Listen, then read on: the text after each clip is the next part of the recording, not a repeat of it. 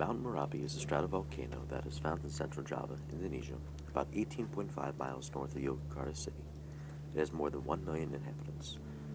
Mount Merapi has the potential to cause great danger if a large eruption should occur in the area. It is considered the most active volcano in Indonesia and is part of the volcano front of the soon-to-ban magmatic arc produced by subduction of the Australian plate under the Eurasian plate. In the past, there have been many eruptions that have rocked the surrounding countryside, including the large eruption where pyroclastic flow from the explosion killed at least 64 people on the 22nd of November, 1994. This was Mount Merapi's most violent series of eruptions yet. Several times it threw out a fury of ash as it eased pressure built up inside the crater. The cordon of danger has been widened. Everything within 15 kilometers is now seen as being under threat. Now even more people are being told to go to shelters. The army has been patrolling the risk areas amid a heavy downpour of rain which has swelled rivers carrying volcanic ash and debris. The eruption in 2010 lasted about 12 days from October 29th through November the 7th. The first day of volcanic activity was October 26th, where the eruption began with an explosive start and produced a new summit crater while creating an ash column that was accompanied by pyroclastic flows. Volunteers are also working to safeguard livestock. Many have died, others are suffering. These animals are the villagers' source of income. We have to protect them from this disaster. Many of the crops are already covered in volcanic dust. So they're harvesting land that's so far escaped and storing up food so that the livestock can be fed on ash-free grass and corn. Throughout Indonesia, there are several different types of tectonic activity that are occurring. The Indonesian archipelago resulted from complex and diverse tectonic processes. Now, the present phase of orogenic activity in Indonesia commenced in the mid-Miocene and is still in process.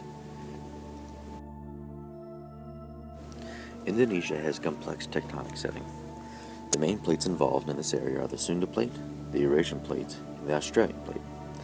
These plates once used to be a single entity, but over time have separated individually. The late October and early November 2010 eruption that spewed from Mount Merapi caused considerable economic, community, landscape, and atmospheric damage. The amount of damage that ensued upon the surrounding communities took many years to repair. The eruption claimed more than 200 lives and displaced about 278,000 people from their homes. The eruption damaged most of the manufacturing, tourism, and agricultural sectors as well. The first body to be found in this rural area of Sumatra, just one of some 400 victims in just 4 villages.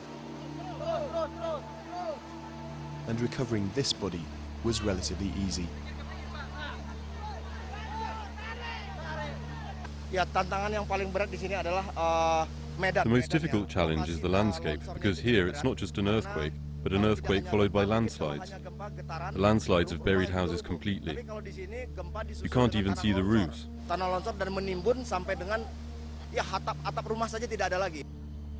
This is where the village of Lubuk Lawai stood until Wednesday.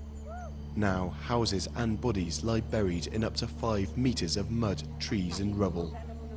Only a handful of people survived. I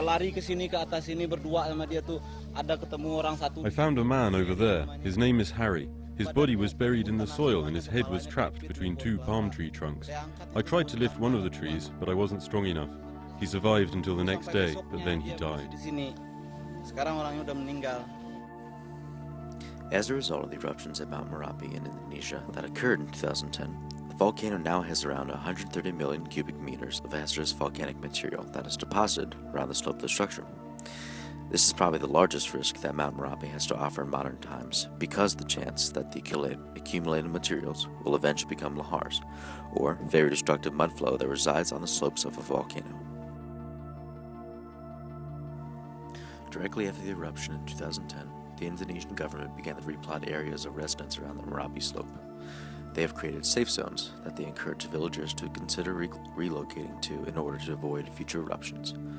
Although the government suggested this, certain villages refrained from relocation and decided to rebuild their homes, leaving themselves vulnerable. In order to avoid an incident similar to the 2010 eruption, the government must find a way to convince these villagers to vacate their homes for once in a safer area.